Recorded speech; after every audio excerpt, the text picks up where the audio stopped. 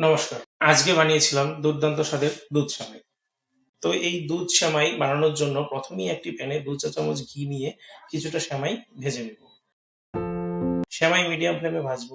আর ভাজার সময় কিন্তু সেমাই কন্টিনিউয়াসলি নাড়তে থাকতে হবে।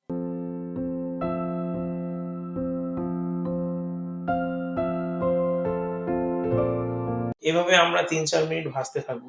৩-৪ মিনিট ভাজার পর দেখবো সেমাই এরকম ব্রাউন হয়ে এসেছে। আর ঘি ও সেমাইয়ের একটা খুব সুন্দর গন্ধ বেরিয়েছে। সেমাই ভাজা হয়ে গেছে, এবারে নামিয়ে নেব। এরপর প্যানে আর ১ চা চামচ মতো ঘি দিয়ে কয়েকটা কাজু বাদাম ভেজে নেব। আমি এখানে কাজুগুলো লম্বা-লম্বি ২ টুকরো করে দিয়েছি। কাজু মিনিট ২ এক ভাজার পর দেখবেন এরকম বাদামি হয়ে আসছে। তখন কাজু নামিয়ে নিতে হবে। এরপর আমরা একটা কড়াইতে দুধ দিয়ে দেব। আমি এখানে ১/২ লিটার দুধ নিয়েছি। দুধ মিডিয়াম আঁচে ফোটাতে থাকবো। আর দুধ ফোটানোর সময় বারবার কিন্তু একটা হাতা দিয়ে নাড়তে থাকতে হবে। নইলে দুধ উপচে পড়ে যেতে পারে।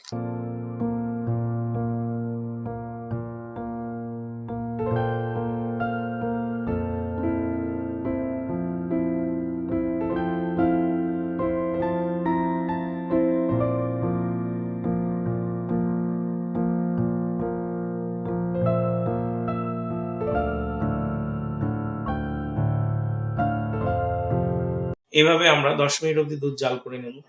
যখন দেখব দুধ হালকা ঘন হয়ে আসছে, তখন দুধে ১ বাটি চিনি দিয়ে দেব। চিনি দেওয়ার পর চিনি থেকে কিন্তু কিছুটা জল ছাড়ে। তাই আলাদাভাবে আরো ৫-৭ মিনিট ফুটিয়ে নেব। আমি এখানে ১ বাটি চিনি ব্যবহার করেছি।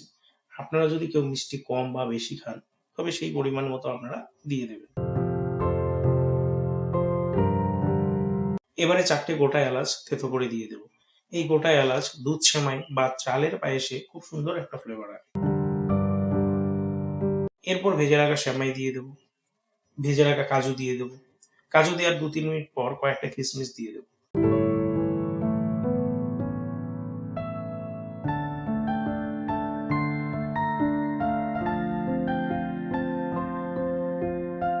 এবারে আমরা ৫ মিনিট অবধি কিন্তু এই দুধ সেমাই হতে দেব এবং কন্টিনিউয়াসলি কিন্তু নাড়তে থাকতে হবে।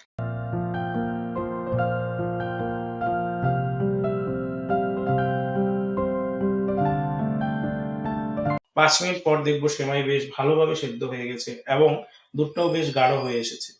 এরপর আমরা গ্যাস অফ করে কিছুক্ষণ এভাবেই রেখে দেব।